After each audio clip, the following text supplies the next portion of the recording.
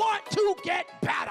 We've talked about the living powerfully experience with positive intelligence. We're talking about getting healthier, getting happier, getting wealthier, and getting wiser. Where there is a will, there is a way. When the will is there, then choices are congruent with the will, and then the results are congruent with the will. When the will is there, it happens. Success in life, success in your business is really about these three core muscles. We focus on the sage, our sage perspective, and our sage superpowers, and then we really optimize this concept of self-command. Intercept your saboteurs. We got to deal with these feelings, because if we don't, it's going to get in the way of anything else. When you don't process trauma, it builds up inside of you. People say they're going to get their health together and lose some weight. Gyms make 80% of their signups in January. And by March, they ain't seen them people no more. Dust off those resolutions. Let's resurrect the resolutions. There have to be plans and a strategy for the goals to be fulfilled. The intentionality behind the journey is putting into practice those things that help you to stay focused on you. Neuroscience is about the power of the brain. It's how the brain works. Everything we've said is true. Be a catalyst for change to those that we're in contact. We're bringing in transformational coaches. I'm bringing in the science around positive intelligence. We're also bringing in the spiritual side. We're bringing in conversations that allow us to truly show up in excellence. We're going to be at the New Beginnings Christian Fellowship. Do you want to get better? Decisions determine your destiny, y'all. We're going to be getting healthier, happier, wealthier, and wiser. Anybody interested in getting all those things? Hello? Yeah. So we are going to do what? Get better. Thank you very much. For you, it might be, I want to improve my business. For you, it might be, I'm a newlywed and I want to make sure this relationship is optimized. For you, right, it might be about your child, right? For you, so we all are going to have different things that we want to get better, different ways we want to get better. We are afraid to share our stories, so we hold them on the inside of us, and we know that what we suppress, what we hold on the inside of us, it oppresses us and ultimately depresses us. And I always say soul work is slow work, and it takes a lot of time. Usually when we think about better, we think about horizontal, forward, linear progress.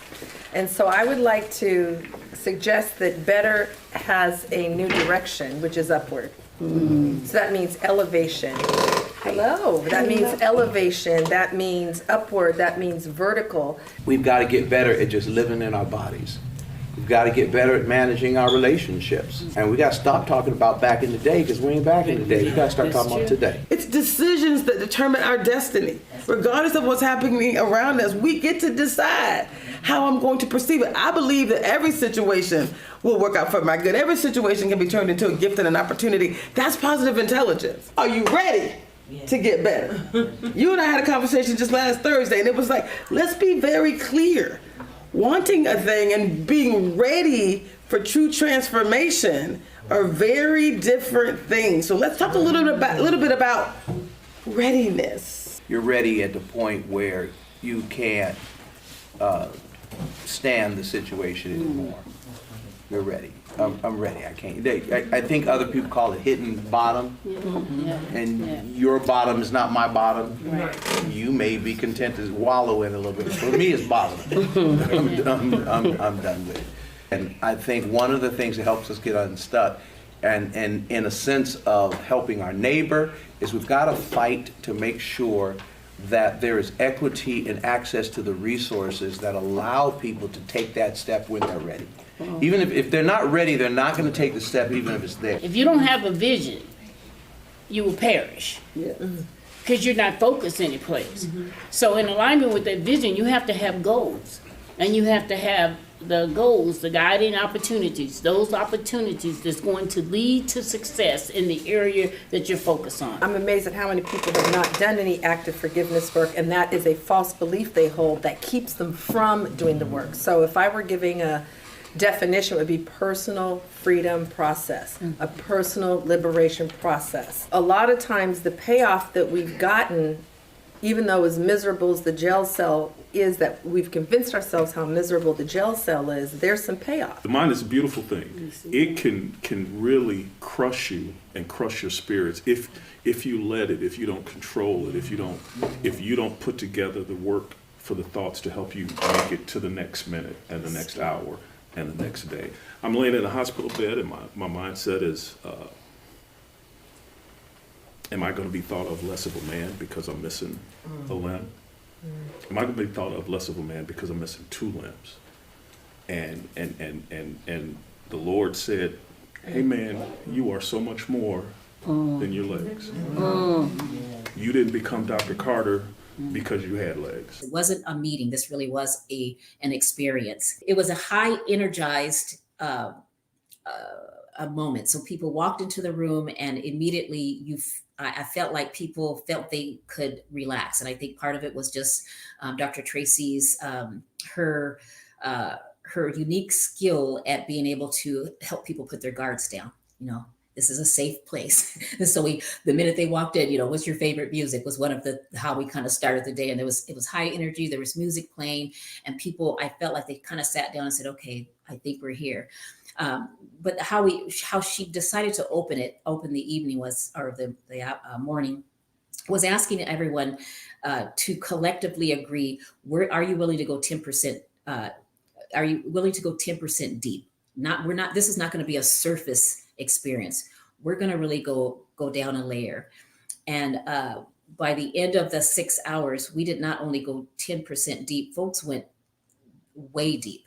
And I loved what one of the exercises we did in the evening was, I keep saying evening, but it was morning and afternoon. Dr. Tracy invited me and the president in front of the entire group, and we essentially became vulnerable and talked about our saboteurs. We had to take a pre-test to understand kind of what are our strengths and what are our saboteurs, and then how do we mitigate those. And so she brought the president and myself up. We talked about kind of our 3 years of working together as leaders and how the first year was a little bumpy, and now after taking the test, we understood. We probably should have done this a few years ago, but now we understand why that first year was bumpy. And now I feel like the experience now allows us to even go. We're going to be able to go deeper in our leadership experience, because now we see each other for kind of not who we are, but why we are. And so that's just one example. But like I said, it was an experience that allowed us to look deep into ourselves so that we can serve each other and then serve the community. It's critical that organizations invest in this type of transformational change, because it's really about a healthy culture. It's about living more powerfully as an individual. So this is not only going to help me at work, but it's going to help me, family, my other board service that I'm serving on. And so to do this in community, there's 3 facets to this. It's really about first holding yourself accountable, then we hold the community accountable, and then you watch the change evolve over time. And I feel like that happened in the 6 hours that we were together on that Monday. As we first took the survey, and I have to admit, when I read my survey, it was hard to read. It's like, ooh, that's me. But you know what? Yes, that's me. And I love what Dr. Tracy says, be proud of who you are, and then understand, what are the setbacks of who you are, what are the strengths, and then also how do those strengths sometimes sabotage you. So again, you did some of this individual work, but then you brought that to the community. And when we were able to kind of talk about this kind of as collectively as a community, it really allowed us to create psychological safety and be vulnerable. And you can't really grow as a community if, number one, you don't feel safe, and then number 2, if you don't have folks there to hold yourself accountable. So now we're even doing some of this post work of really going into looking at the notes and reviewing what did we say we were going to do And then now let's remind each other, you said you're going to do this. I said I'm going to do that. And so creating a pathway to success.